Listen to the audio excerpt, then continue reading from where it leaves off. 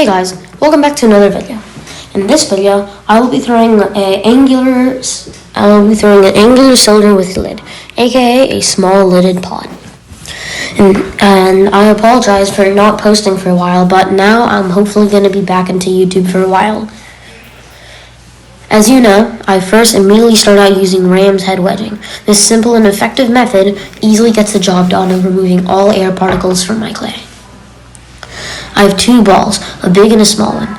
This big one is for the body of the jar, which is going to be the cylinder, and the small one is for the simple lid. Once I have my balls all centered and ready, I will pat them down into a symmetrical shape. This way, I don't have to spend as much time on the wheel trying to center it and fix this thing. Afterwards, I head to my wheel and start throwing. I immediately have skipped the beginning parts to show you the centering. In this case, I often lose some clay. I decide that I will open and slowly start pulling the walls. This cylinder is going to be a relatively short cylinder compared to some of my other creations.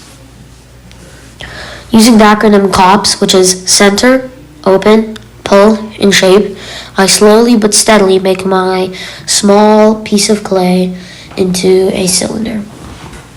As I slowly pull out, I keep acknowledging and often pull the rim in that it's growing bigger and bigger. As you can see here, it's panning out in a V shape. And after every pull, I will often fix the shape. Currently, I'm just refining it, and I'm moving on to the last step, which is shaping. As you can see, I don't have too much left to do, and my rim, though I centered correctly, is still unstable. So I grab my rib and fix the shape of the pot. I use this method, which I have learned, by using a finger and my other hand. I will slowly start to fix the wonky wall and return the clay to where it previously was. This method works great if it's a small pump like this one, but if there's something more severe like a major thin spot or the clay is too tall, you might have to wire cut it. At the end, I decide to shape my pot a little bit more, make sure it's intact and is in good shape. Using my rib means getting rid of all the slip on the wheel. After stopping my wheel, I add some water to this pan and wire cut it off. It's important to add water because then, when you drag it underneath, it helps the pot slip. I recommend using your palms of your hand and often never hitting the same spot if you want to keep moving your pot. That's why I constantly keep turning my hands. I lift the pot off the wheel and take it away. Next is a lid. I immediately start by already centering and opening into this simple form. Once I've drilled into it, I use my rib to make it much more angular. After it's a more angular shape, I am now done with the simple parts of the lid. I will constantly keep checking to make sure the lid is the correct amount, and is the correct size perfectly for the jar. If it's too loose of a fit, it's much more unpleasing and it will often have to be scrapped. If it's too big, I might let it shrink and hope that it'll fit to size. I clean my rib off and start measuring and remeasuring on my pot. In this case, it appears that it was much too small perfectly for that. As you can see, I will constantly use my rib to make sure it's nice and angular. Doing this means I have to take less time and energy during trimming to make it angular. Now I've remeasured it, and checking the diameter of it, it seems to be a good fit. I grab some water, and this time a lot because of how thin the bottom is. Grab my wire cutter, roll it using my fingers, and pull under the wheel and pull under my pot.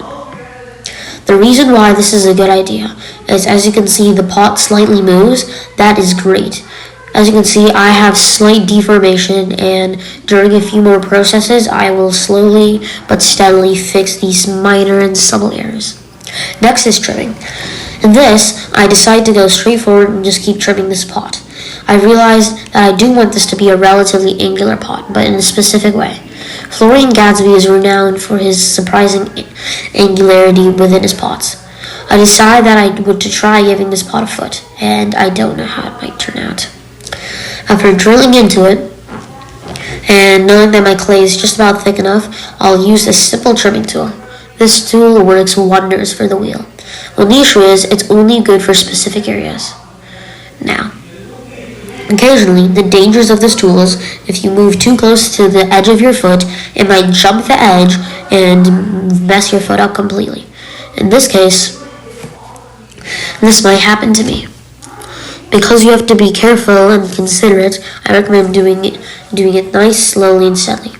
I eventually decided to incorporate more of Flooring Gatsby's methods and make it a much more angular pot by adding a steep slope on the side. After refining and using my tool, I will slowly but steadily smooth it out using my sponge, and now my pot's bottom is ready. Even though it's not the most perfect pot, I will take it, and it is a great pot so far. I jump in using my rib, and the reason why I do this is I won't trim off too much clay with this and easily shape it.